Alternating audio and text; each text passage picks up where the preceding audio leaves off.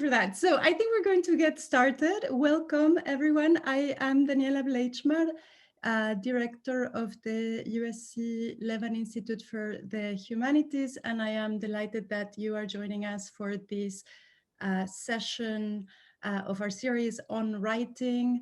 The topic today is writing as collaboration. So my thanks to the organizers of the series, Emily Anderson and David Yulin, and I will pass it on to Emily, who will describe the format for today and tell you a bit about the series and introduce our speakers for the day. Great, thank you, Daniela, and thank you all for zooming in, as it were. I'm very, very excited about this event. I've been very excited about this series, which we started for the first time in the fall. And for those of you who were able to attend in the fall, it is, as you know, a series of events very broadly on the topic of writing, what it means to write and be a writer in academia and beyond. And we're very invested in forging those connections, especially the and beyond piece of it. The next one is on March 10th, which is an event on writing across media. And we have a very broad interdisciplinary audience for that one. Very broad interdisciplinary panel of writers for that one. And we're going to conclude our series with a conversation between two very established writers on April 14th. It's going to be a conversation between our own Maggie Nelson and the British writer Hari Kunzru. So we're looking forward to that. Sorry, let me just, and if you could turn on your cameras, if at all possible, we'd love that. I understand that in some circumstances it's not conducive, so don't worry if that's your case. Our format for today is going to follow the same kind of conversational approach we've taken in past events. When we conceived of the topic for today's events, writing as collaboration, I think especially for those of us in the humanities, we wanted to think about how this seemingly very individualistic act was actually always much more participatory than, again, in the humanities, we often acknowledge. When I've told my colleagues in the sciences about this event, they keep laughing at me and saying, we do all our writing by committee. What's wrong with you? And I think there's something to kind of listen to in that response also. But so when we were conceiving of who we'd want to talk to and bring to you, we came up with the idea of having two pairs, obviously, because we're thinking about collaboration. But the pairs themselves are going to be writers who collaborated in slightly different ways and maybe in slightly different angles of the profession, but hopefully will kind of reveal themselves in the process to have more in common than they have more in common with each other, perhaps, than they do not. So our paired speakers today are going to be Professor Lorraine Daston, who's the Director Emeritus of the Max Planck Institute in Germany, and she's joining us today from Berlin. And Peter Galison, who was her co-author on a book, Objectivity, who's the Pellegrino University Professor in the History of Science at Harvard, and he's joining us today from Cambridge. I'm going to moderate that conversation. I have 3 or 4 questions, which I'm guessing will take us to about 10:30 or so. At that point, David Yulin will moderate a similarly kind of brief conversation between Percival Everett, who's a distinguished professor of English here at USC, and Fiona McCrae, who's the publisher and director of Grey Wolf Press, and has worked with Percival as his editor for 26 years, we just discussed in the breakout room. And after David moderates that conversation, we will open it up to questions from you all and hopefully discussions among the 4 participants also. I think that the chat is activated also, so I would suggest using the yellow raise hand, your actual flush raise hand, which if you're on my screen, I'll be able to see. And also feel free to type questions in the chat and we'll try to catch those too as they come. Okay, so if that's all clear and without further ado, I'll get started. And again, I'm going to start with Rainey and Peter. And I wanted to pose my first question in some ways directly to you, Professor Daston. Because for those of you who haven't followed your work, I wanted to single out the fact that you've really made a career of working and writing collaboratively with others. And which in a way I think is quite singular for someone who's kind of history, humanities, not in the natural sciences per se, though you of course study the natural sciences from a historical perspective. I was wondering if you could start us out by describing the evolution of that approach. Like, was it a conscious choice on your part? Was it something that just happened? Like, how did you come to start working collaboratively in such a committed way? Oh, mute, unmute.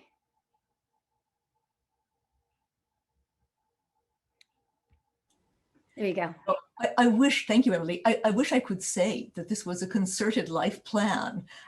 It was, in fact, just a stroke of great good luck and owes as much to the people I was fortunate enough to collaborate with as to myself. I mean, I guess I would distinguish two kinds of collaboration. On the one hand, co-authorship. Of the sort that Peter and I participated in the book on objectivity, but also that Katie Park and I did in the book on Wonders and the Order of Nature. And both of, in a sense, Peter will correct me if he thinks this is inaccurate, but in a sense, I think both of those collaborations began in graduate school. And they began in graduate school not so much because we had a certain idea, is that we talked a lot to each other and about a wide range of topics. And as I recall, Peter, Katie, and I, at one point, organized a kind of junior session at the History of Science Society on a topic. So this went back a long way. So that's one kind of cooperation. It's probably the kind that you're most interested in because it has a kind of intensity, really kind of incandescence, which I think no other kind of collaboration does. But there are other kinds of collaborations that were made possible by institutional circumstances. And Daniela will remember because she was a member of one of these collective groups. When I became one of the directors at the Max Planck Institute for the History of Science in Berlin, it became possible to organize working groups devoted to topics which were so sprawling that no single scholar, no matter how erudite, no matter how diligent, could hope to do them justice. And one of those was, I remember it really fondly, the Histories of Scientific Observation, in which Daniela and I both participated. And those were also exhilarating in their way, but very different from the kinds of collaborations which I would call co-authorship. Thank you. That's really, really interesting. And I believe in that kind of serendipity too, myself. In terms of segueing a little bit now to the specific book, Objectivity, that you and Peter wrote together. And Peter, I really want to hear your thoughts on this. I'm curious how that, you've mentioned a little bit how that particular act of collaboration evolved, but I'm really interested in the felt experience of what it was like to do that book together. And if we think really literally about writing as an act of collaboration, how did it work in that particular instance? I mean, you can't actually like have each other's fingers on the keyboard simultaneously in that sense. So how did you guys negotiate that project in its execution? And what did it feel like to do that? Well, you know, I think I had been writing in the sciences collaboratively. So for me, in physics, and for me, from a quite young age, that seemed normal. But I think I would say that in front of any collaboration that's really going to work, there has to be trust. And you know, you can collaborate on things with a more diffident attitude if there's sort of discrete parts and you just say, you're going to do this and I'm going to do that and someone else is going to do some third part. But for what Rainey and I had in mind from the beginning, it was absolutely a goal to make this a product of of thinking together. And so what we would do typically would be in the article that preceded the book Objectivity, called The Image of Objectivity, and which we published in Representations, and then a series of other short articles that we did along the way, and then eventually to the book, is we would draft sections or chapters separately after talking about them. So we had some idea, they weren't randomly assembled. And then we would, we would talk about problematic pieces or where supplemental things needed to be done. And then we would actually take each other's writing and work on it. And, without sort of asking, is it okay if I change this sentence or divide this paragraph in two or add another thought on this? And I think that ability to hand over writing and not mind, in fact, to be enthusiastic about somebody else's intervention does require a huge amount of in back of the story trust in somebody's approach, which I think we had for each other's way of thinking. And then we talked a lot. I mean, we talked a lot when we were together at the Center for Advanced Studies in the Behavioral Sciences when we began the project. We talked a lot subsequently over the changing set of media over the long time that we worked on this. And then we were together again in Berlin for a year. We exchanged visits. Sometimes I remember once when we finally decided to actually organize the structure of the book, we laid out the entire, all of the pieces that we'd written on a giant table.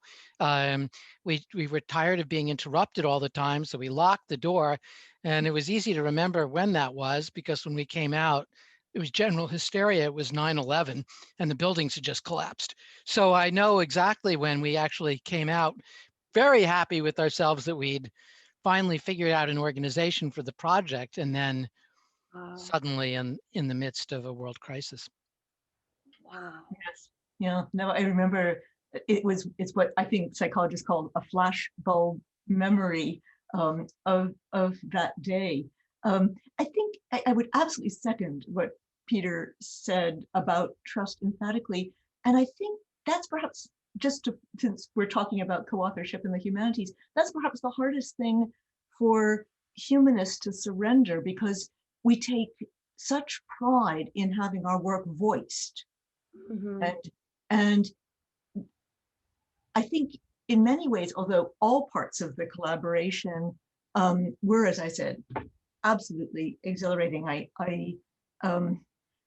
I cannot emphasize enough how much fun it is to write with someone else. It's not very efficient, it's very inefficient, but it's lots of fun, is that to surrender your stylistic voice. And in preparation for tonight, I was looking through Objectivity, Peter, and I was trying to figure out who wrote which sentence. And my heuristic is, if it's really short, it's probably yours. And if it's really long, it's probably mine. We tried to fix that in each other's writings, but there was always a back and forth. I remember saying to Rainey, you need an IQ of 400 to read this with 3 subordinate clauses, and she said, "Yeah, but you need an IQ of 10 to read your sentences." So, we went back and forth, and we did. There are parts of it that I really can't identify as one or the other, because we really worked on it constantly. We worked very hard, even after finishing it, to give it a clarity of structure. We thought about words that we'd used and wanted to make sure that any synonyms were intentional at certain concepts like mechanical objectivity or judgmental objectivity or truth to nature. And we had a whole inner vocabulary to the book that we wanted to sustain from page 1 to the end. Mm-hmm. So that was, we talked about image captions. We talked about, what kind of charts we would use and which would oversimplify and which would clarify. It really, as Rainey says, it was not efficient, but in the end, I think it was something we both stood behind. That's so interesting, because a follow-up question I was thinking before, which in some ways you've already addressed, which, I was curious more broadly about the pros and cons of these kinds of approaches. And I hear you listing things like real advantages is, just the fun, the experience of it, and the cons, if you want to call it that, having to do perhaps with efficiency, which might make this, I have a kind of final question I want to get to that I'll just plant, which has to do with the reception of this type of work within the humanities and certain prejudices that might still be there. And maybe that kind of sense of efficiency having, or inefficiency having more of a downside for younger scholars in the profession than more senior scholars. But I'm going to mull that over a little bit. I'm curious if you feel that, since you're both historians of science, and Peter, you had a background in physics, you said that this kind of collaborative writing felt normal to you, so it wasn't a transition of sorts to come to. Do you feel, in association with that, that there are particular topics that lend themselves particularly well to collaborative authorship? Like thinking of the concept of objectivity. Did you either kind of like tacitly or more explicitly think that like this is a concept that needs multiple minds to be written? Is there a link between kind of theme and execution in that way? Or was this just fortuitous? I mean, in this particular case, it may have been fortuitous, but I'm curious if like this is a strategy you say this would work for any topic, or if like certain topics require this approach.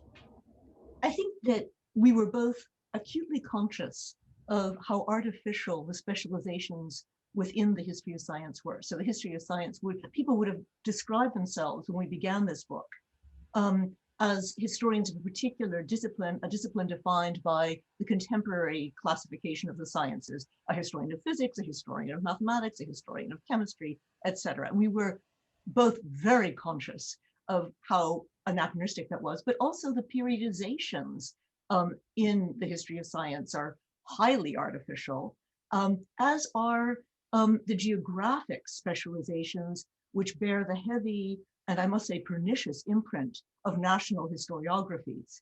So although that doesn't answer your question specifically about why objectivity, we were very clear that many topics in the history of science would profit from a comradely effort to pool knowledge because of the rather Procrustean nature of the way in which the discipline had been gerrymandered by its own history. We also, we made a trade in putting together the scope of the book. We wanted to cover, as Rainey just said, of quite a large variety of disciplines, a period of time that ran from the 18th century to the present. But we were going to sacrifice the kind of detailed local histories of a particular hospital or laboratory, because otherwise it'd be a 30-volume thing that nobody would ever want to read. And I think that we had in common a real desire to get clear on concepts, that things that we've been talking about in, whether it's designated by conceptual history or historical epistemology or historical, I mean, there are different names for this, but we wanted to get clear on and historicize and show the contingency of notions of objectivity. But in addition to that, I mean, Rainey is one of the great experts on Enlightenment science and has been for a long time. And my work has been concentrated on the 20th century. The core of the book is, in a way, the 19th century, the first third of the 19th century towards the end. And there we really worked very closely together to try to sort out what was happening at this transitional moment.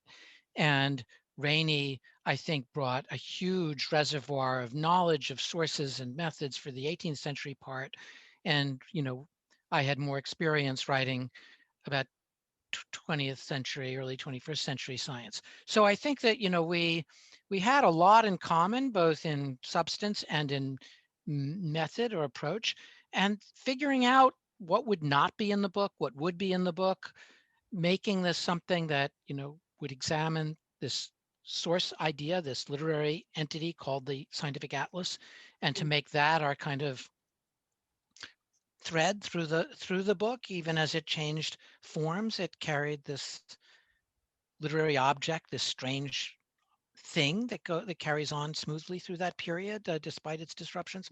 So I think we relied on each other's specialized knowledge. We shared an approach, and we shared, I think, the crucial central part of the development of what we would recognize today as objectivity, which is an inversion of what it meant in the 17th Right. century. I know that's always, when I describe this book to others, that's always my first tagline, where I'm like, it completely flipped in meaning, and that like blows people's minds. And I'm also hearing in what you're saying too, there's certain topics that, are just so big that I liked what you say. It's like you're pooling your resources, you're pooling your minds, it almost feels like you need a lot of brain power to tackle topics that are I mean, very, sometimes it would come down to a word. Like I would say, oh, the 18th century part of this book, these are Platonic references.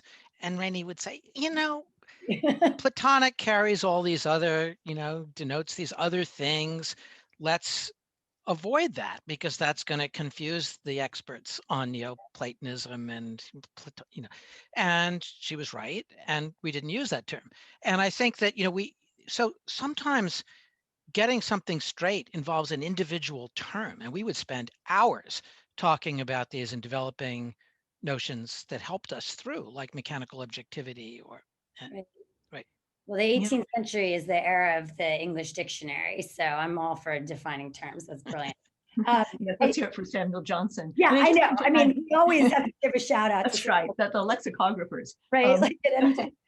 I mean, just want to add one thing to what Peter said, because I think it's so important, lest people be discouraged about co-authorship, which is he mentioned in passing that we tried out lots of things that didn't eventually work.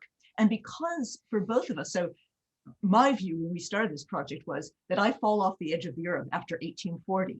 And I think, Peter, your work, when you had done the work on the cloud chambers, had gotten you maybe to 1880 or so. So we realized at the kind of sickening lurch that the heart of the story was terra incognita for both of us, which meant that, in a sense, the heart of the book was a shared learning experience. It wasn't just a pooling of knowledge. It was a learning together with a very steep learning curve. And we both have, well, somewhere like Wraiths on our computer, our chapters, which we wrote, as I recall, Peter, you wrote one on the Industrial Revolution, I wrote one on the French Revolution, which we realized when we finally completed them, they were completely unworkable, and fortunately are now lost to everyone because no one can open such word programs, which are now archaic. But I think a large part of these collaborations seem wasteful at the time. And in our efficiency obsessed world, that can sometimes, I think, make people panic stricken. And it may be one reason why, as you suggested, Emily, this is perhaps not the project that early career scholars without tenure want to undertake. Well, and that's a perfect segue, because I kind of wanted to end my portion here, which was just, your general thoughts on, because to me, it still seems like, especially in the humanities, there is still a kind of valorization of the single authored manuscript. And I mean, I come at this too from my own research on like Shakespeare authorship controversies and like, the way people dig their heels in as to even acknowledging that like as a playwright, he might have worked collaboratively. Whereas like he was a playwright, of course he worked collaboratively. That's the nature of the genre, but even just administratively, and again, for our kind of like early career scholars, there are these pressures and there's kind of forms of assessment that are in place that I think present certain kinds of obstacles to the type of work that you've been speaking about so compellingly and like speaking about as having such an intellectual value. And I'm just wondering if you yourself, as career-long academics, have reflections on the kind of, the sources for these perceptions, or kind of ways to work with or against these perceptions, or maybe these perceptions are shifting. And I'm curious if you have thoughts on that, or kind of strategies for shifting them.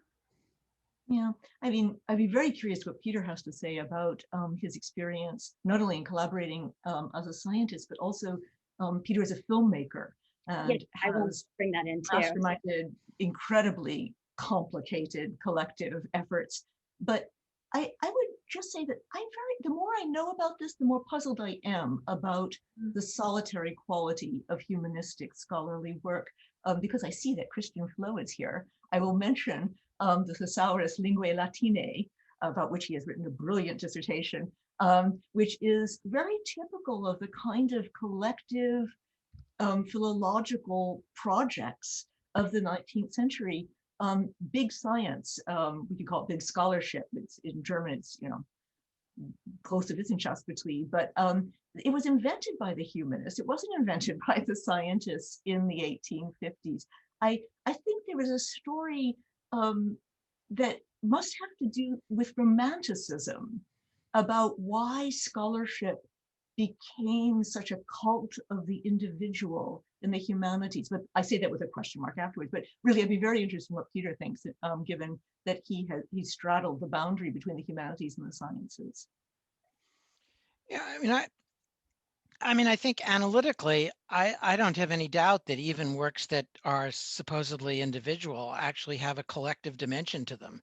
And that, you know, if you start out thinking that collaboration is a modern notion, if you look hard, it's not, you know. I mean, we know from art history that from Svetlana Alper's work and others, the studio of Rembrandt is a complicated place with a lot of different people doing things. And the author, in some broader sense, is the studio of Rembrandt, not some solitary skin and skull isolated figure of Rembrandt alone. And the same is true in the sciences, and I think it's true in other areas as well. So that raises the question, why does the notion of an individual author get sanctified the way it does, and sometimes differently in different fields?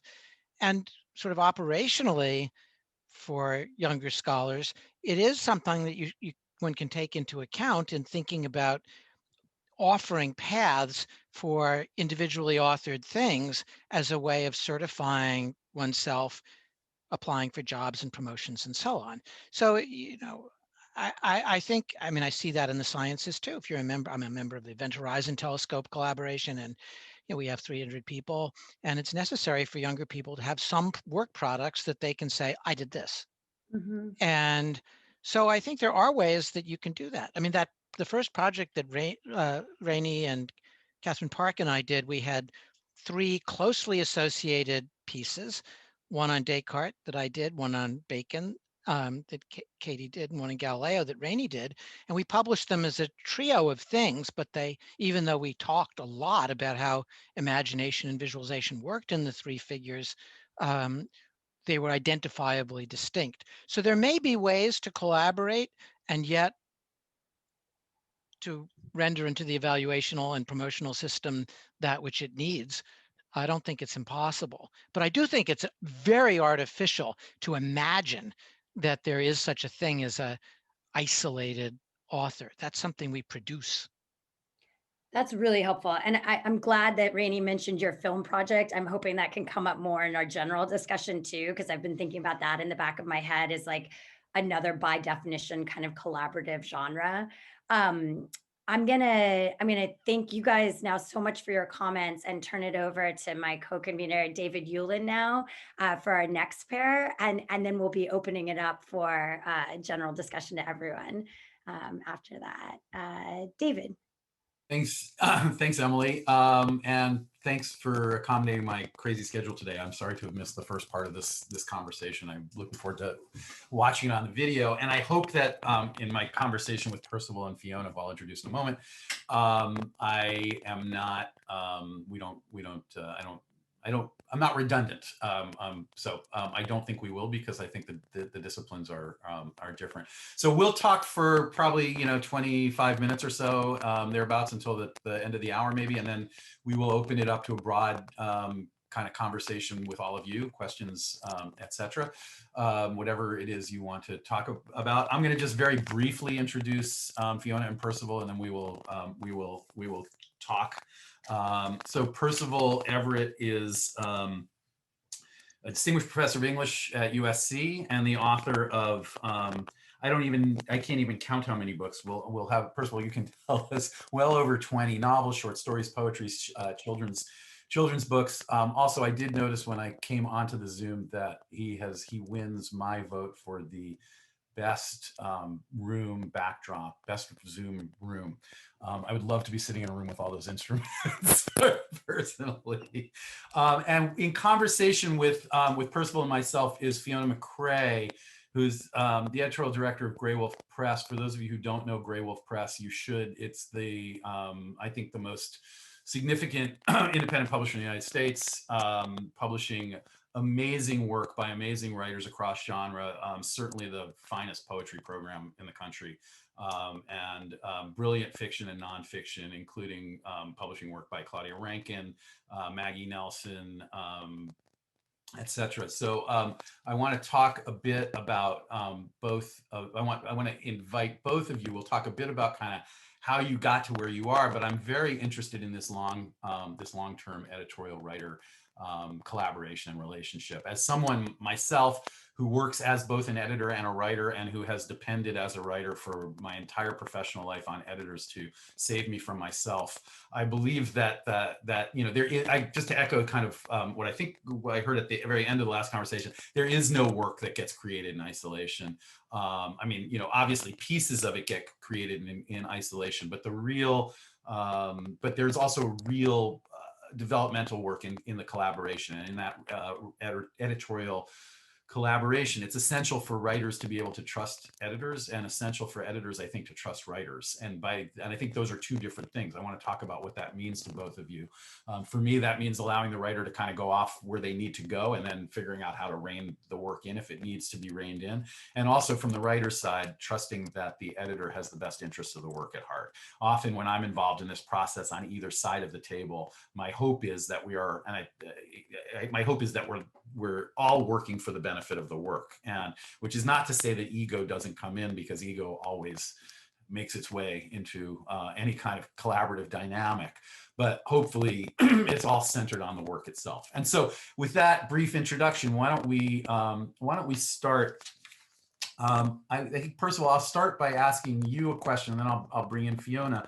I know that you had published books before you got to Grey Wolf and before you began to work with Fiona. I want to just get a sense of kind of what your publishing and writing life, or editing and writing life, or being edited and writing life was before that, and at what point you and Fiona came together. What was, you know, how did that editorial relationship begin? Oh, first of all, I have to apologize. I suffer from what we in my house call work amnesia, so I don't remember a lot of this stuff. I do remember first meeting Fiona in Cambridge, or in Boston. She was with Faber, and Faber at the time, and she was buying my novel God's Country, which I thought was kind of amusing. Here's this British woman buying this parody of a Western. And so that told me something about the expansive nature of her intellect right away. I was really impressed when I met her. I'd published with large houses, and what I liked about Fiona immediately was we didn't talk about marketing. We talked about the work. And I felt immediately comfortable with her. You know, she has an enormous ego, and I was able to forgive that. But I think that was the beginning of a relationship where the work has always been central. And I don't know how many books we've worked on together. It's been 26 years, and novels and short stories. And and it all bleeds together, but it's all been kind of we had one period where we decided to see other people, and which and where it just wasn't the same, and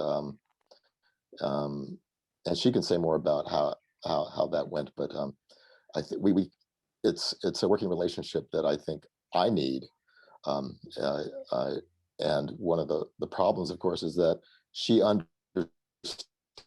a lot. She's very smart. And so I feel writing books about whatever it is I want to write about. And I think that's difficult for an editor to do with a writer who is kind of, you know, out there as far as what she or he is making. It keeps it interesting, if nothing else. Fiona, do you want to jump? I'm curious to jump in. I mean, you had come to the U.S. You were originally working for Faber in England, and then you had come to the U.S. to work for Faber in the U.S. before you ended up at Grey Wolf. Can you talk a little bit about, you know, the beginning of that editorial relationship, and then sort of how it progressed as you moved to Grey Wolf? Yes, I will. I have to say one thing, that because I came from England, normally there's this bifurcation, and anywhere I go in America, there's nobody who knew me before, other than if the London Book Fair or Frankfurt Book Fair. But my former professor from Bristol University is here, Kate Flint, and who I haven't seen for about 40 years. When I was, she was very influential for me my last year at in undergraduate, and I don't think I've seen you, Kate, since I went heading for the hills with the idea of being a teacher. And on my way to being a teacher, I fell into publishing. So that's kind of was a nice surprise. So I didn't think I would have someone here who knew me for longer than Percival has known me. But yeah, I think I found, so thank you, Kate, for starting this whole thing off. So I was at Faber and Faber, and we had a relationship with Callaloo, I believe, Percival. And so Charles Rowell sent me God's Country, and there wasn't much introduction. And so I thought that it was a debut novel. I thought that I had discovered this great new talent and it seemed fully arrived. And has been fun over the years to see other people think that they too have discovered Percival Everett. He seems to be someone who's, you know, constantly up for discovery, and it was particularly in that moment when we were, as what Percival said, seeing other people. But I thought it was so clean and funny and fresh, and so we met in person. It wasn't a manuscript that needed a lot of revision, and none of his manuscripts have. There's always been some, but that was a nice publication. And then when I soon after that, I believe, I was at Faber like 3.5 years, and then I moved to Grey Wolf, and then Percival followed after that. So did you bring him over, or did he follow? Like, was it the next book that was submitted to you, or was there a kind of stated desire to kind of continue to work together, or did it just evolve? Yes, it was a stated desire. I think it was Percival, and I said something like I was worried about poaching, and he said, well, no, I'm the deer that's leapt into the car or something. It's like, you know, self-selecting to come along. So that was nice. And the people at Grey Wolf Percival's always been a favorite there, and we can touch on that either now or in the questions, how the collaboration extends beyond the editor to the publishing company. And although most people have turned around since I started at Grey Wolf and took Percival on there's always been people who've enjoyed his work there and responded to it. And I think that's been important to the whole relationship. Wouldn't you say, Percival, that you feel like there's people behind me that I'm not fighting off skeptics within the house? Well, I assume that you are fighting off skeptics, but I have been very comfortable with everyone at Grey Wolf, and particularly the last book, Telephone, which you can talk about that, where it was meetings with the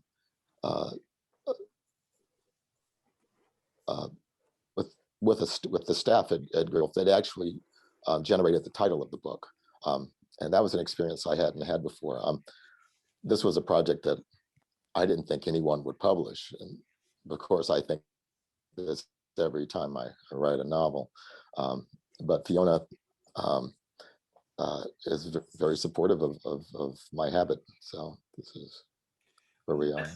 Let's talk about telephone a little bit if we can, because it is. I hesitate to call it an unorthodox project because it feels that, you know, one of the things I love about your work is that it always seems to go in directions that I'm not expecting. But in terms of sort of your concerns, let's say, and Fiona, in terms of your reception of the work, I mean, are you talking ideas before you're submitting manuscripts, or first of all, are you just you're doing your work and then submitting? How much kind of pre-submission conversation is going on, and how much and how much input do you have, Fiona, or just even as an advisor? Well, every now and again, I might get an email where Puzzle says, I'm working on something where, you know, this isn't, I'm trying to think of an example which it isn't one that doesn't give anything away, but sort of like where everyone will hate the central narrator, or how about we publish a book with no title on the cover and no author, or, you know, so he'll do a one sentence email about something, and then occasionally I reply, but on the whole, I get about, you know, sometimes 48 hours notice that something is coming via the agent. So I think if Puzzle has an extreme idea, he might run it by me. And then with telephone, I think Puzzle genuinely thought that we would not do it. And I think you were going to do it, he was going to do it with a smaller house. And I said, well, hold on a second, that sounds intriguing. I would say just the whole thing, what you were saying about, you don't want to say unorthodox because it's never, you know, Puzzle's never orthodox, but in terms of when we get a Percival manuscript, I'm always looking at it with how Percival is it, you know, and it's like, it seems like project after project after project, you understand, oh, this is where all the work has been leading. It feels so inevitable. Mm-hmm. And Percival's always he's always got a good story, and he's always got characters and saying things about American culture in the work. But then he's also always asking about I feel, the nature of fiction, the nature of the relationship between the author and the reader. And so sometimes some of the work goes in a more sort of meta, wilder direction, and other times it's more realistic. So we're always, or this one's on the realistic vein, or this one is experimental. And there's a way where I think the virtue, or by virtue of having worked with an author over a long time, is you get to understand the work, how it's in conversation or how it relates to the others. And for me, the telephone was very linked with assumption, where so many people that I know read that book, read right past the title, didn't stop to think whose assumption, and never thought for 1 minute it was their own assumption about their relationship with the narrator. And I feel like in telephone, which Percival can talk more exactly what it does, but he is playing with everybody's assumption about their relationship, not just with Percival, but with the publisher itself. So you can relate to that book, that is 3 books, in all kinds of different ways. So it felt like an experiment that was worth pursuing. And we had a big meeting, and some of the marketing people were in that, which they're not normally involved in editorial decision making. But because this one was going to be such a process, and part of the meaning of the book was going to be the way that it was published. So we wanted to see what the salespeople would think. And I think, again, there was that trust. I don't know that we would have, if somebody we didn't know came with this idea, but we felt there was a feeling in the group that if anybody could pull this off, Percival could. So, and it was great fun doing it. And I'm glad that we did. And the title and the cover, which seem now so perfect, they were kind of the last things to arrive, weren't they, Percival? Yes, and as you stated, it has so much to do with the meaning of the book, that I guess the paratextual stuff is more important than I usually give it credit for. Covers of other novels come and I say, whatever you want, that's fine. And but this one, there was a real discussion because it was a part of the meaning of the book, and that was really new for me. I don't collaborate. No one sees my work before Fiona, really. Well, my agent does, but I'm not sure. And I love my agent, but I'm not sure. She's never reading editorially. She just says, I've read it, I'll send it to Fiona. That's sort of my publishing history. But Telephone was for those of you who aren't familiar with the concept of Telephone, there are 3 versions of the novel, and they're published pretty much identically. And the original conception was no one would know that there are 3 versions of the novel. And so it was published as one novel, but there are 3 novels. And the differences are small, but they make them different books. But if you were discussing with someone, you would believe you're talking about the same book until you start discussing certain particulars, which are crucial to understanding the story. I was interested, and I think this is what intrigued Fiona, she can say, there's always a discussion about the authority of the artist, about what the writer means when she hears making the book, and I'm more interested in the authority of the reader, because I believe that's where meaning gets generated. One of the reasons I write is because I'm interested in how meaning gets constructed. I'm not really a storyteller, and I think Fiona sort of appreciated that early on. That my interest in writing is exploring how stories generate meaning. And they generate, I mean, I think this is really fascinating because I agree with you. I mean, stories don't exist unless they are in conversation with a reader, right? It's, the writer's only one half of that conversation, or maybe even less than one half. And the reader's interpretation, I firmly believe readers cannot read a book incorrectly. They read the book correctly for themselves. So can you talk a little bit about the process of putting those 3 different versions, or subtly different versions of the novel together? And then I want to talk, Fiona, I want to bring you in to talk about the kind of the process of it and the challenge of publishing it.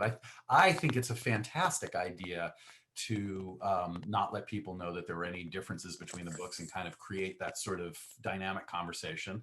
But at the same time, I could see the value in letting people know, so that if someone really wanted to sink in and read all 3 versions and see what the distinctions are. But just starting with the generation of the narrative, how did that idea evolve? I know you have work amnesia, so within the context of work amnesia, how did that idea evolve, and how did and what are, in terms of kind of creating those 3 versions, what were those creative challenges? Well, I always have loved the question, when I talk to readers, they'll say, did you mean this? And my response is always yes.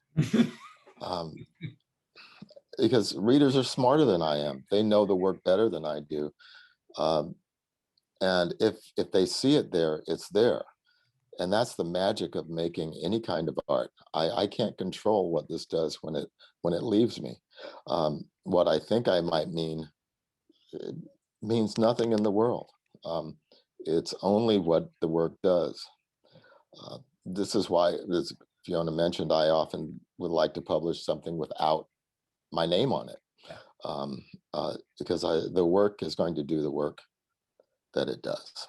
And so when I was making Telephone, I didn't want to simply write a novel that has an alternate ending. So on the sentence level, there are small changes in each of the versions, though the sentence might say the same thing. They're tonally different, and so affect the meaning, though I can't say how they affect the meaning. And there are different things that happen, and some of the different things that happen don't change any of the meaning, but they are different from version to version. So the big problem became in my keeping track of the tonal differences in the novel. So I had to write actually 3 novels in a row.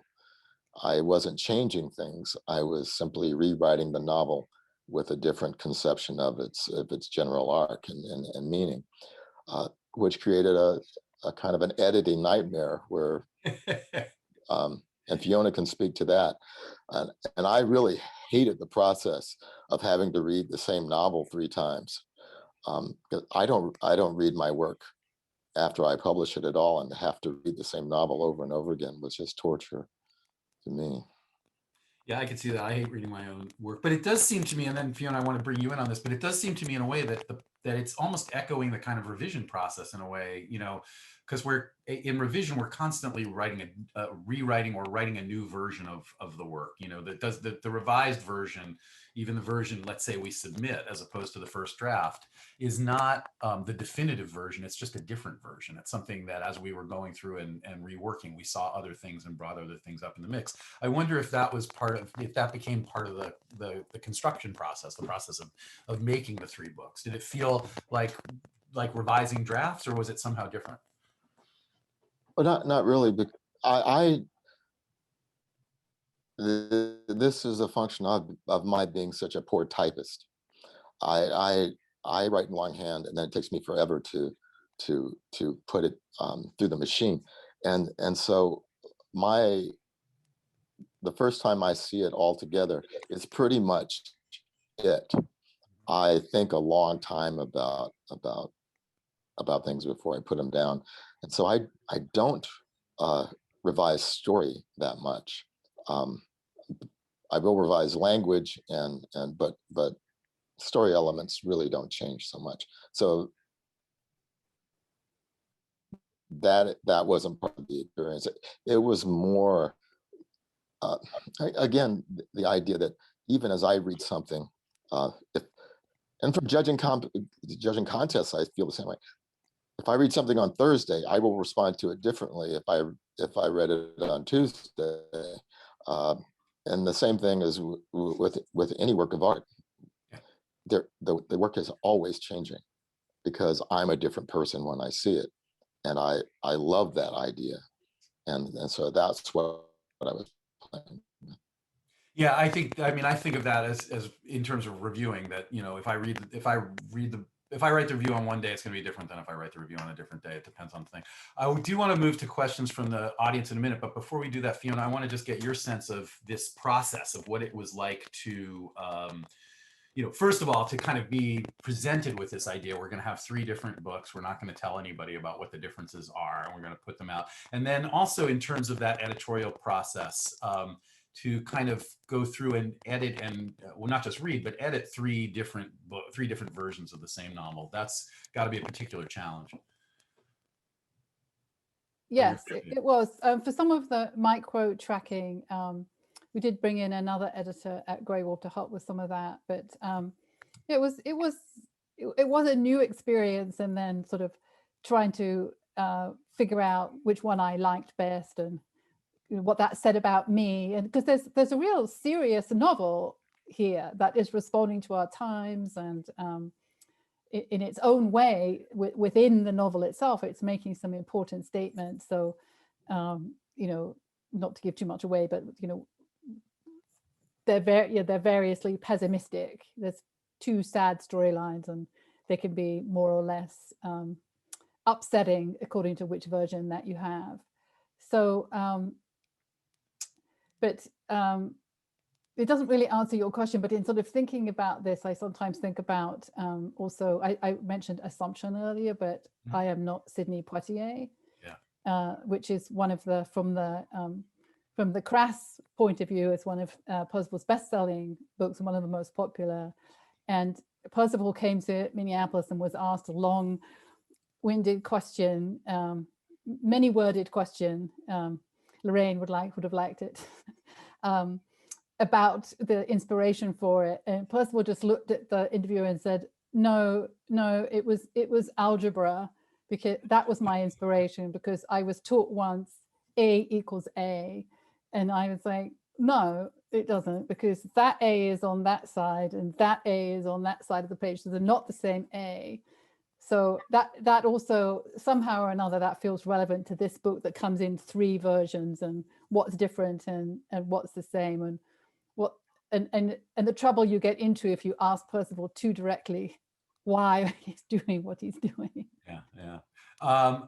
We do have there's one question in the chat that I'll start with, and then are we taking questions? We're taking questions in the chat, right? So if you or do we chat or raise hand? Chat or use, yeah. And if you're going to raise hand, use the raise hand function, only because we have more than one screen. But the question in the chat from Jonathan Leal is how this is, and I think this can be for both of you. How did you organize the changes? This is still around the subject of telephone. How did you organize the changes and tweaks so that they would be internally consistent within each version? I think, Fiona, you were touching on that a little bit by talking about bringing in the second editor to kind of make sure a kind of continuity editor in a certain sense. But I'm curious about that from both your points of view. Percival, from your point of view, in the sense of thinking about the book as essentially a collaboration with the reader, I wonder about the necessity of some of that internal consistency, or consistency from book to book. And Fiona, from your point of view as the editor, kind of putting the package together, right? The project together is in some way the 3 books, as opposed to just each book as a separate project. So maybe Percival, can we start with you, and then Fiona jump in, and then again, other questions we will take.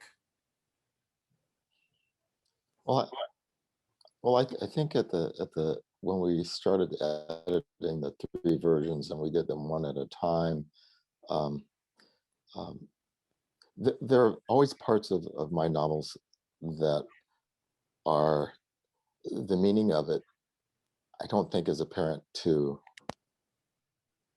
and when I say meaning, I don't mean what it means. I mean what I'm doing is not apparent to anyone else except me. And for example, in telephone, there's a chess game, the moves of which are written through the text, and in the versions, there are a couple of moves that are different, and they have a lot of meaning when I think about the book, and I don't think realistically it's going to affect anyone else's judgments about it. So what I'm saying here is that it becomes such a big part of even the copy editing becomes a big thing, because I make mistakes. As Fiona can tell you, I'm the king of typos because I can't read the screen, and in fact it's hard for me on paper because I read in blocks. I can't read line by line, so I miss all sorts of things. But little things like that, I can be inconsistent, and I have to say that Fiona and Steve Woodward, the other editor, and my copy editor, Anitra Budd, in the last few novels, really catch things and those kinds of details. And I write in lots of things in other languages, and they check things, and I can't tell you how invaluable it is to have somebody put a leash on me and keep things straight. Fiona, do you want to jump in on that question? I don't think I have too much to add, only that there was, we could be relaxed on certain things, and then obviously there were other things that seemed important to be consistent, but consistently inconsistent perhaps was the approach here. And we had version A, B, and C for a while that we talked about internally, and we had to keep track of it. And then and that went through to sort of who got the early galleys. So it was sort of if New Yorker got A, then they kept with A. But there were certain scenes that we had some back and forth in, and the edit on those scenes was the same in each book. And at the micro level, if it wasn't wrong but it was different, then that was okay. And then there was like Percival's hinted, then there were the material differences. And so I think there's a kind of just making sure that each one had its own internal life and logic. And how was, just quickly, how was the decision made not to, I mean, to let people know, or sort of to let it seep out into the world that there were 3 different versions, as opposed to, you know, keeping track of it internally, obviously, so that the galleys and the finished books were consistent to each media outlet, but letting it kind of be almost subterfuge? Yeah, well, there was a point where I checked in with Percival, and he said he doesn't want to deceive anybody. So if anybody was going to ask, then we would explain. And then somebody who is discovering Percival Everett fell in love with Percival's work and is a huge fan, wanted to write about him for the New York Times. And then with the pandemic, with people not so much sort of walking around in bookstores so much, we thought that the interview would be a great place to reveal it. And then you saw some people reviewing the book and saying, you know, apparently there are 2 other endings, which will only add to the richness of this, and then some other people who came to the project knowing what had happened. But it was really that interview. So Percival was able to do the reveal during the interview. Okay, so we have a couple of questions, and definitely continue to put hands up if you are interested in talking to any of the 4 panelists. Christian Flo, you have your question in the chat, but if you want to ask it yourself, by all means, please do. Yeah, sure. Thanks for the presentations. I guess I'll have to buy a bunch of copies of Telephone after this and see what happens. My question was for Rainey and Peter. I've always kind of been curious. I guess we're 15 years out, and yeah, I put it in the chat from Objectivity, but when you guys come together for retrospectives, do you find that you have divergent ideas about the way that the field has responded to it? And when you kind of put it out in the world, did you originally have sort of different ideas about, or different forecasts about the space it would take up in the field? Thanks. Why don't you start, Rainey? Yes, well, I can remember that there were 3 scenarios in our minds when the book was published.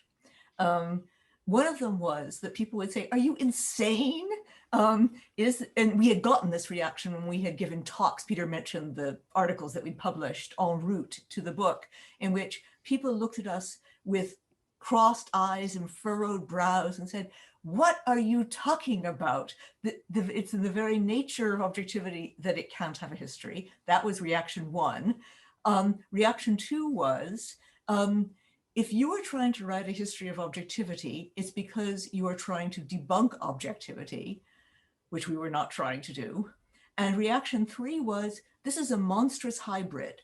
So it's some kind, this is particularly, I think, the response of our Cantabrigian colleagues, the other Cambridge senior, in which they said, this is some monstrous hybrid of the history of ideas with the history of these nitty-gritty practices of how you make an engraving or a lithograph or a photograph or a bubble chamber or something like this. So we expected, and I think to some extent, these predictions were, at least for the immediate reception, fulfilled a certain amount of difficulty classifying the book and understanding its mission. In terms of, I think it's only 14 years, Christian, not 15. We're not that old. Sorry, Rennie. Yeah. I think I'm really interested. My impression is, but perhaps this is part of the mellowing of age, is that in the book marked a kind of shift in perspectives for what kind of work was permissible within the history of science. And this is the most optimistic. Peter will add his own views about it. At least from my point of view, it seems to me to have enlarged the field of the kinds of topics, first of all, that people can work on, and secondly, the ways, the approaches that they can take to them. But I'd be very curious what Peter has to say about this. Yeah, I agree with all of that. I would say that, you know, the recent decades of history of science have had a hard-won battle against or for a local history. That the way to do history of science was to look at, the hospital designed by Christopher Wren in London, and look at the people with who were, doctors there between 1800 and 1850, or to look at, and both of us have done local history, and we think there's a great deal to be said for it. But there's some things that are not visible when you look at local history. And, we often used in talking among ourselves of the example of, if you say, why weren't there women professors at the University of Berlin in 1850? You can find, which professors opposed it and the battles that had it, or, but it's not a fact about Berlin, even though there's a local history. It's a fact that every university across Germany and across Western Europe and in the United States, I mean, it's a very big fact. It's not realizable. And in fact, by asking for a local history, you'll get it, but you won't actually understand what's going on. And I think we wanted in this book to open up the possibility, as Rainey said, of having a practice-based set of conceptual distinctions about what counted as the best visual representation of the skull or the hand or clouds or whatever, minerals or crystals or whatever it was in 1750, 1850, 1950, and to see what's changed and what continues. So I think part of what we wanted to open up was the possibility of looking at phenomena that are not local in the history of science, that only can be understood in the large. And so that was one thing. I think we were, there was some pushback from the history of science, about this, that they saw as backpedaling against the local. But I agree with Rainey that I think that's mostly faded. I think we were happy that the arts community was very interested in the book, and it was taken up by a lot of painters and photographers and film theorists and other people, and artists and filmmakers. I mean, people were interested in that in that community. The Victorianists were, the historians who study the Victorian period were interested. That was a happy fact for us. And so I think that this was, and then people have taken bits and pieces of it that they were interested in and said, I'm looking at this history and it crosses, this kind of objectivity with that kind, and they find it helpful as a sort of a toolkit. But I think that it's been I think it's been interesting for me personally. As I got involved with this collaboration to make an image of black holes, the Event Horizon Telescope, that my colleagues there found it very useful, and it was widely read, and we discussed it a lot as the different ways that you would come to be able to say that this was an objective image or not. So that is an entirely different register. I can say more about that later if you're interested, but that was taken up in the scientific community. Yeah, maybe one last word about that, which is I think the reception of the book differed greatly depending on whether people read it in German, French, English, or I can't speak for the other languages that it's been translated into firsthand. But the German and French responses were much more philosophical. I'm not sure that the Anglo-American philosophical community took much notice of it, but the French and German philosophical communities did. Daniela, you have a hand up. I do. I didn't realize I was next. I was just so busy listening. Thank you to all our speakers. I was really interested in some sort of top or themes that came up about collaboration, both in terms of scale and in terms of process. And it seemed that one of the themes that came up was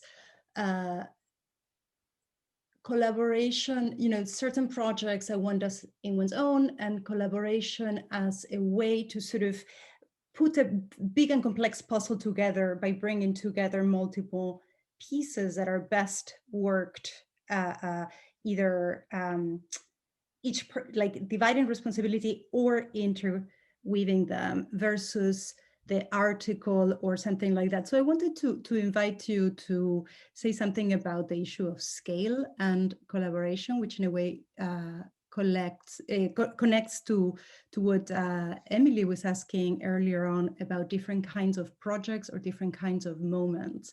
But I also have heard collaboration referred to as so many different things, as thinking together, as reading together, as writing together, as something that is sort of working together, or something that is working in sequence, which is more what Percival and Fiona were talking, where the book is a collaboration that comes from this sequence of many people intervening at different times. And of course, Percival, I can't let pass the most provocative statement that I have heard today, which is in a session on collaboration, one of the invited speakers saying, I do not collaborate. So that brings into question whether this is even collaboration. So yeah, the question of scale and the question of process, I wanted to invite all our speakers. I mean, I started with Rainey and Peter because you both brought this up, but I think that many of the people who are here are either experienced collaborators or interested in collaborating. And I think hearing about the different kinds of projects that you have all worked on that involve different scales and processes of collaboration would be helpful. I think that's a great question. Maybe we can start with Rainey and Peter and then move to Fiona and Percival. Yeah, Peter, why don't you begin? I think one thing that perhaps we have in common with Percival and Fiona is when you're working on something that's an experiment of sorts, that's trying to do something differently than that which one has done before, it's actually very helpful to be collaborating, because you can begin to think about how people will understand it, thinking of objections, about how to handle those, about where you have confidence, where you don't. And I think that, for me, one of the most exciting things about working on this project was that we didn't know that it was going to be successful. I mean, we believed in it, but we didn't know that it was going to work. And I think that it was very helpful. Those sections of things that we didn't end up publishing often were responses to anticipated objections, and although they never made it into the book, they helped us clarify our thoughts and to gain a sense of purpose and assurance about the project. And being able to have that conversation, that when Percival and Fiona were talking about their own discussions about whether telephone would work and how it would be understood and so on, that seems to have a certain analog. It rang in a recognizable way to some of the discussions that Rainey and I had. Yeah, it's a really interesting question, Daniela, that you ask also about scale, because I remember when Peter and I decided that we would take the article that we had written together for Representations, Images of Objectivity, at the year that we were together at Stanford, and expand it into a book. We really had, I think, an accordion-like image that we would just take all the parts and say something more about each part, and presto changeo, it would be a book. And I cannot reconstruct the folly that made us think this, but it was absolutely, to say it was a qualitative difference is the understatement of the century. To the transition between the article and the book, first of all, we had to change. We actually ended up changing our argument in fundamental ways between the article and the book, but also the act of braiding together so many different kinds of evidence over a sustained and much longer time period was a completely different kind of challenge. And I wonder whether we would have had the courage to embark on the book had we not written the article together, because I think we still disagree about how long it took us to write this book, but it took a long time. And I think that at some point, without having a comrade in arms, as Peter says, we would have jumped ship.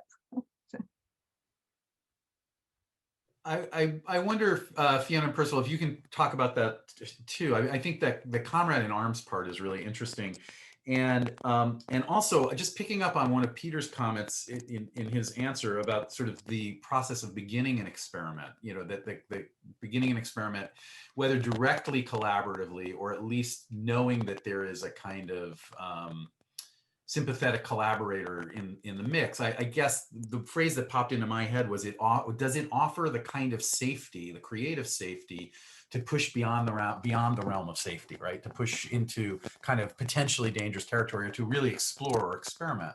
And I'm curious about that. First of all, I am going to come back and ask you about the collaboration question as well.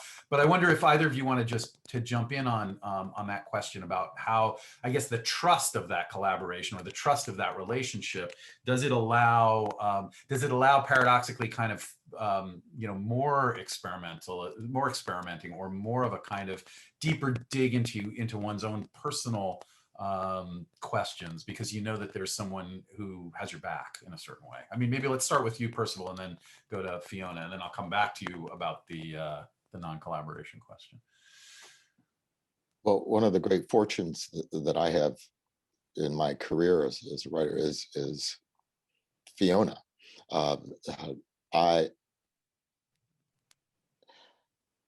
I know that there is a receptive mind for my work.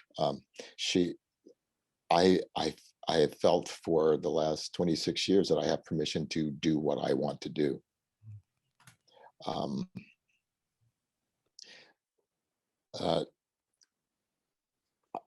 know that I'm not going to write commercial fiction. It's just, believe me, if I could, I would, but it's not something that I'm going to do, or because I'm not capable of it. My mind doesn't go that way. And what I have is an editor who is willing to allow me all sorts of artistic freedom. So when I go to work, I feel completely safe and free to make what I want to make. And I don't take that for granted. I know lots of writers and I know lots of artists, and I have a freedom that's unusual. In fact, this 26-year relationship with the same editor is highly unusual. So I've been very fortunate.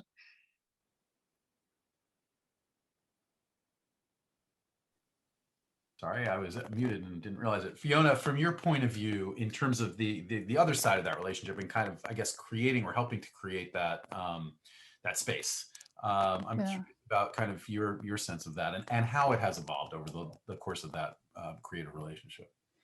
Yeah, I think definitely there's that element of trust there, and I think it's interesting. I was thinking that maybe the difference between the editor and a co-writer, because you don't simultaneously create. Your question earlier to Lorraine and Peter about they not got their hands on the keyboard at the same time. You're coming in afterwards, but I think, and maybe also what makes the editor's role may be different to if you were a creative writing professor giving feedback, is that there's a way that you are a little bridge between the work and the audience. And I think if you have an editor who's more afraid about the audience, or who's listening to the audience more than they're listening to the work, that's where it's a problem, or perhaps where it's not literary. And so I think Grey Wolf is not unique, but where you have a literary press, you have editors who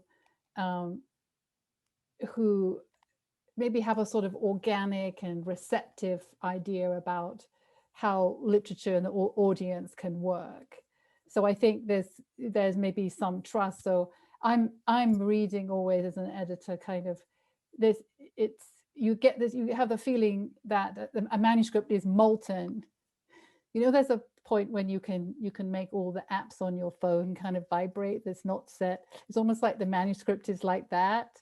And so reading for fun, when it's fixed on the paper, I sometimes say to my husband, I'm going to just go and read a printed book now, meaning it's not doing that. So when it's gonna, so everything can change. And I remember one person I was working with one time said, well, thank you so much for giving me the opening sentence. So I had to remind him, I said, well, you wrote it. I just found it on page 7 and said, let's start there.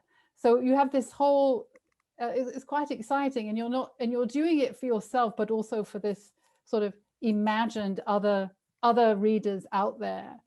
So I think it can be very,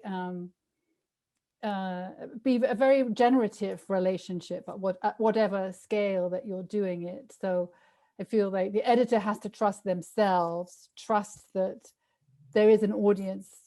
It doesn't have to be 1 million, it doesn't have to be, possibly over 1,000 is good.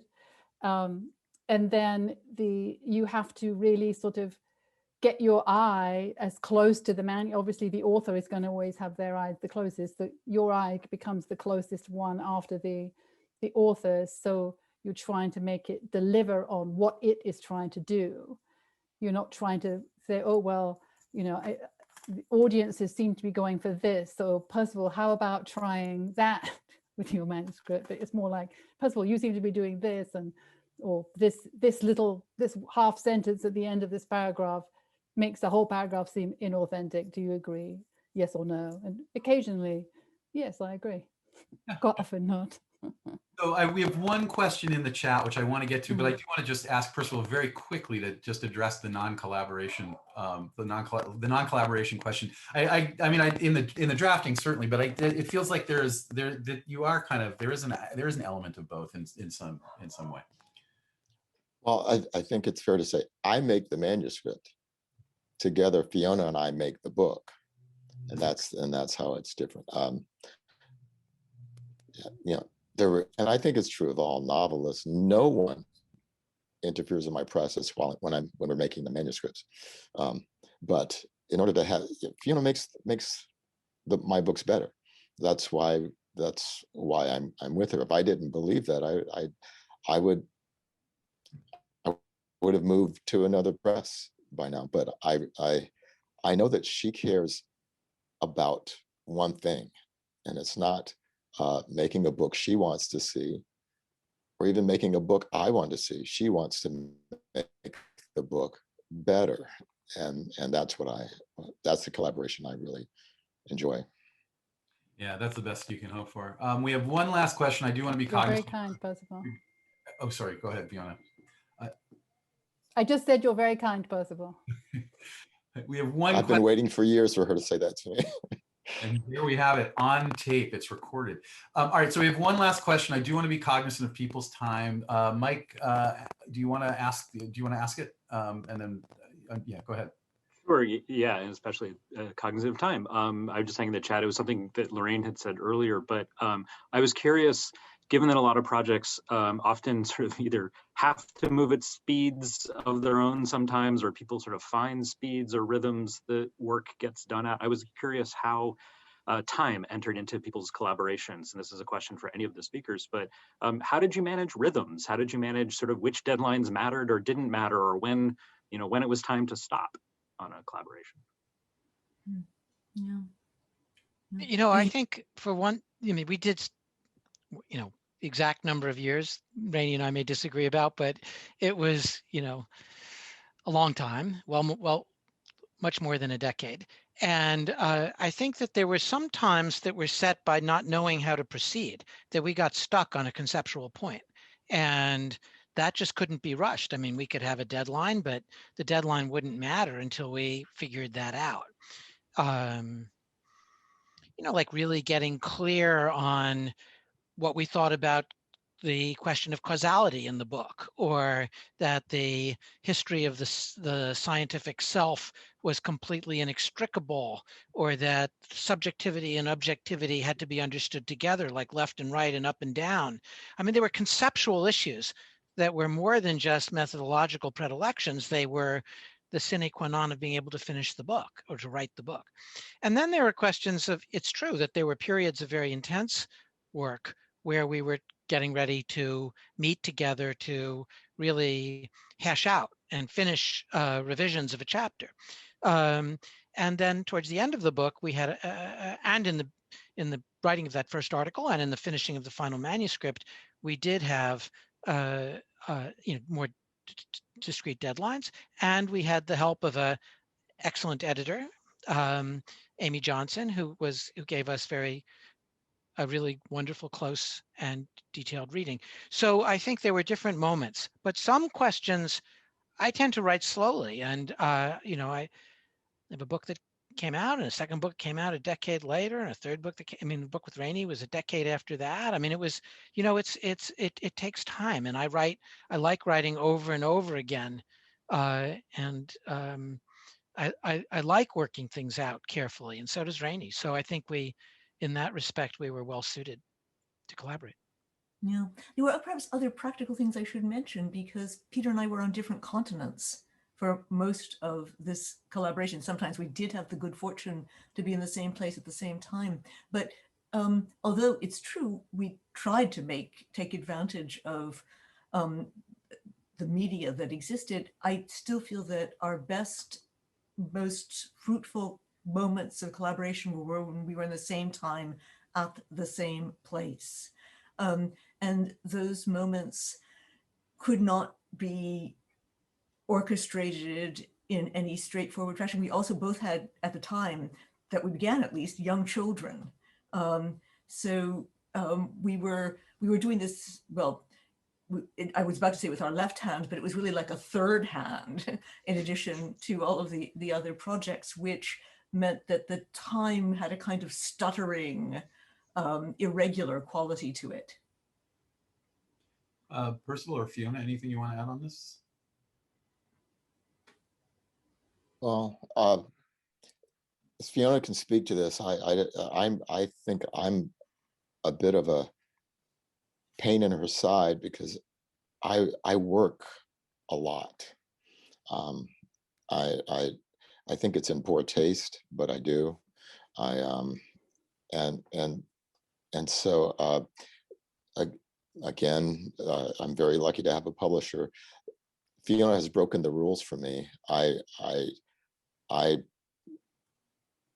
by publishing my novels more frequently than the press rules allow, and so that's a problem for me, is that I'm a workaholic, though I feel like the laziest person in the world. But Fiona has been very accommodating. And that's about a career in a collaboration. And that's sort of a different discussion. I think a good one is that we don't collaborate on a book. We have collaborated on a writing journey. Yeah, that's a nice way of putting it. Yeah, we just on a sort of like just where publishing, not an intellectual sort of factor comes in, which is that we're going to the market, so to speak, to sell these books, and you feel like if you go, well, here's a new Percival Everett, people say we've still got the last one you just sold us still on the shelves, or we just wrote about him, so we try and put 2 or 3 years. But Percival is extremely productive. So in fact, it was kind of telephone was quite good. It was a good it took so much time, it slowed him down. But I wouldn't be a good publisher if I didn't say there's a fabulous novel coming this fall, The Trees by Percival Everett. So that one's coming a bit sooner than usual. But at one point, the agent was asking if I could do it this last fall, but we couldn't do it that quickly. But then I feel like, in another sense, all deadlines are fungible until what I feel is the once we've announced a book and put it in the catalog, I feel like that's the active runway.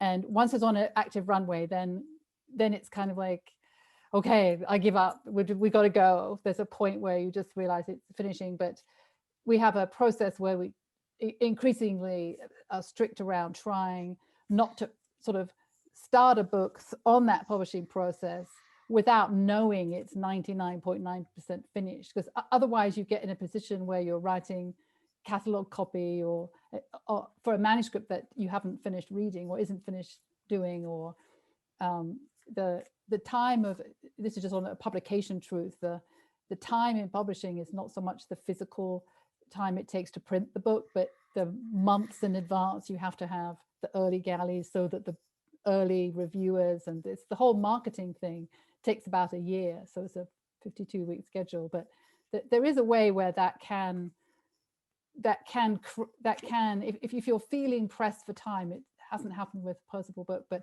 it can thwart that editorial process, and that's unfortunate. And I think sometimes that happens with the larger houses. They get this in, this side of the financial year to take a shortcut. Not always, but just the worst aspects of the more commercial houses can rush that side of things. Thank you so much. We're a little bit over, so let me just thank everybody quickly. Thank you to Fiona and Percival and Peter and Rainey. Thanks to Emily Anderson and Daniela and to the Levan Institute. Thank you all for coming. It was a fantastic conversation. And please come back next month for our March 10th event, Writing Across Media. Speakers will include Robert Hernandez, M.G. Lord, Nushan Rastani, and Donna Spruget-Metz. That'll be March 10th, noon to 1:30, and you can register at the Levan Institute. And thanks everyone for being here. I hope you have a good rest of your Thursday. Thanks for listening, everyone. Thank you, guys. Thank you.